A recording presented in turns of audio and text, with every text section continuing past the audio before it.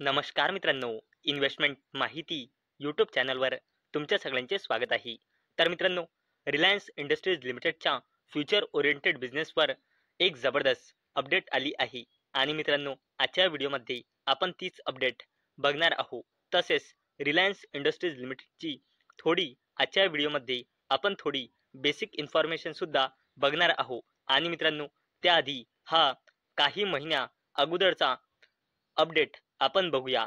तर मित्रांनो, हा अपडेट आहे जेव्हा रिलायन्स इंडस्ट्रीज लिमिटेडची AGM म्हणजे ॲन्युअल जनरल मीटिंग होती त्यामधली. तर मित्रांनो, ॲन्युअल जनरल मीटिंगमध्ये स्वतः मुकेश अंबानी यांनी सांगितले होते की रिलायन्स इंडस्ट्रीज लिमिटेडचा न्यू एनर्जीचा जो बिझनेस आहे, या बिझनेसमध्ये एवढं पोटेन्शियल आहे की तो बिझनेस येणाऱ्या नेक्स्ट 5 ते 7 वर्षामध्ये O2C बिझनेस एवढा मोठा बनू शकतो.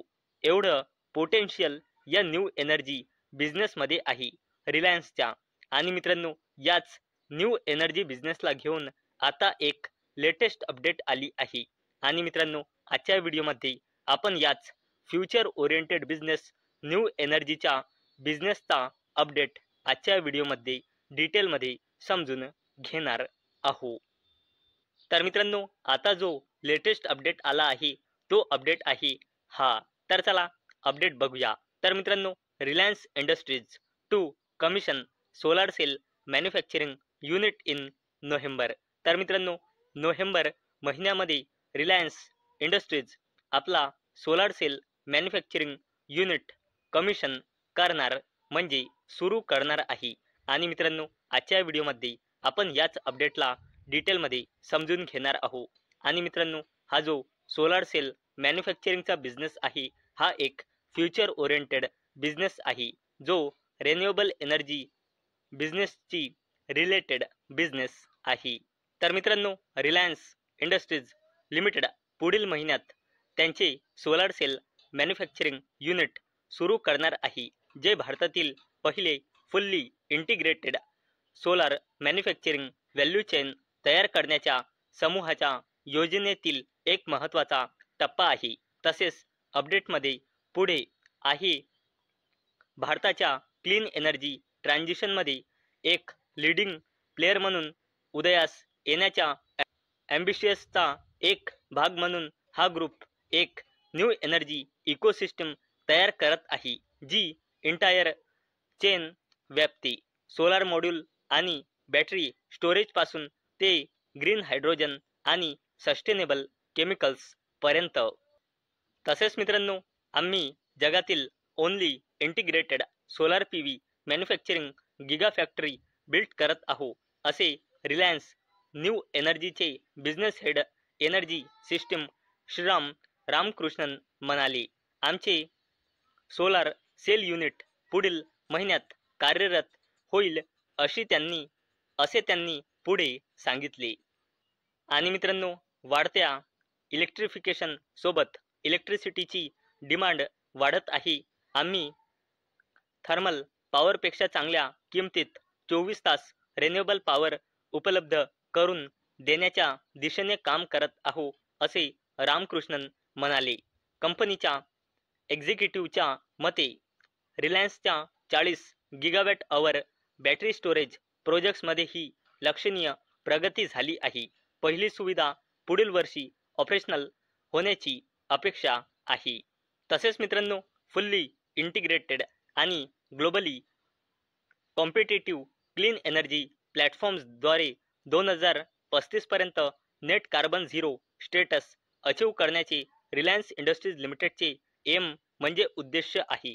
मॉड्यूल, सेल, पॉलिसिलिकॉन आणि बॅटरी यांचा समावेश असलेले एकत्रित उत्पादन पाऊल अंदाजे 44 दशलक्ष चौरस फूट आहे, जे नेवाडा येथील टेस्लाच्या गिगा फॅक्टरीच्या आकारापेक्षा जवळजवळ 4 पट आहे, असे न्यू एनर्जीचे सिनियर व्हाईस प्रेसिडेंट करण सुरी यांनी 18 जुलै रोजी पोस्ट अर्निंग कॉल दरम्यान सांगितले होते.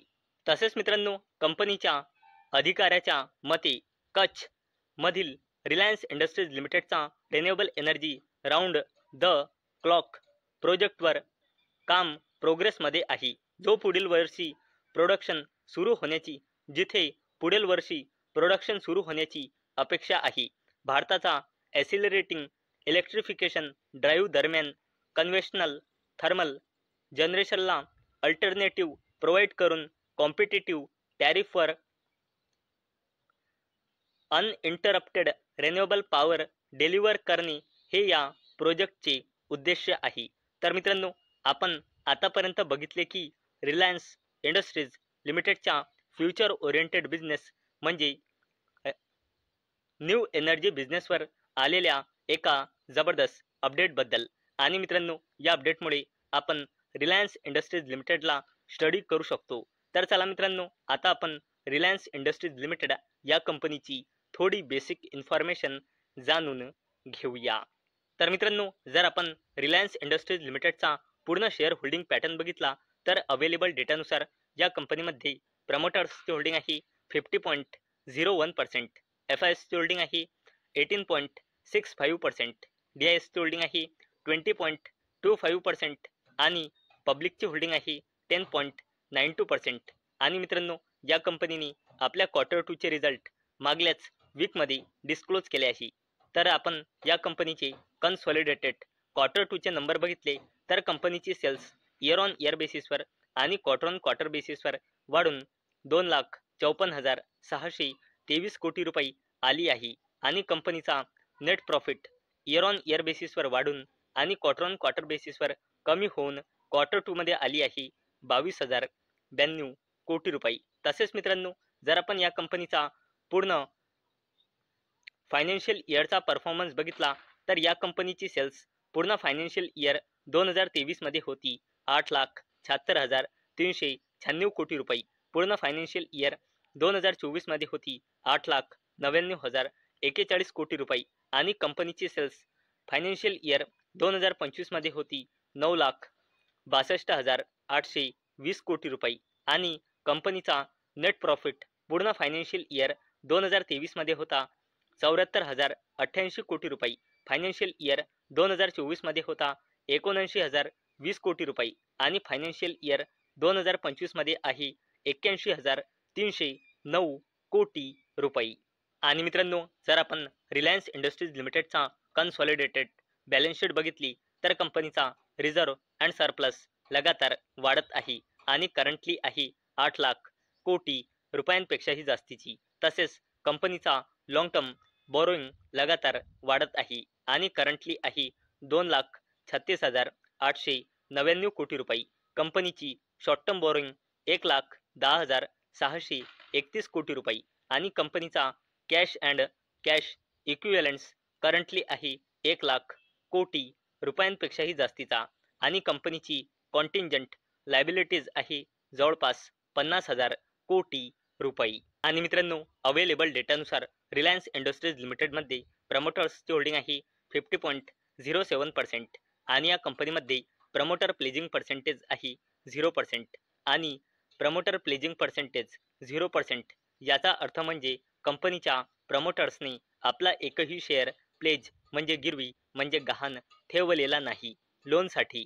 तर मित्रांनो, आजच्या व्हिडिओमध्ये आपण बघितले की रिलायन्स इंडस्ट्रीज लिमिटेडच्या फ्युचर ओरिएंटेड बिझनेस म्हणजे न्यू एनर्जी बिझनेसला घेऊन एक जबरदस्त अपडेट आला आहे. आणि तसेच आपण रिलायन्स इंडस्ट्रीज लिमिटेडची आजच्या व्हिडिओमध्ये थोडी बेसिक इन्फॉर्मेशन सुद्धा जाणून घेतली आहे. तर चला मित्रांनो, मला अपेक्षा आहे आजचा आपला व्हिडिओ तुम्हाला इन्फॉर्मेटिव्ह वाटला असेल.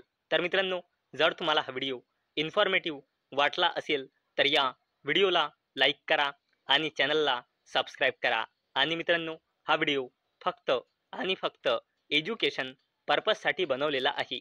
माझ्याकडून काहीही रेकमेंडेशन नाही की तुम्ही या स्टॉकला बाय करा, सेल करा किंवा होल्ड करा. तर चला भेटूया नेक्स्ट व्हिडिओमध्ये.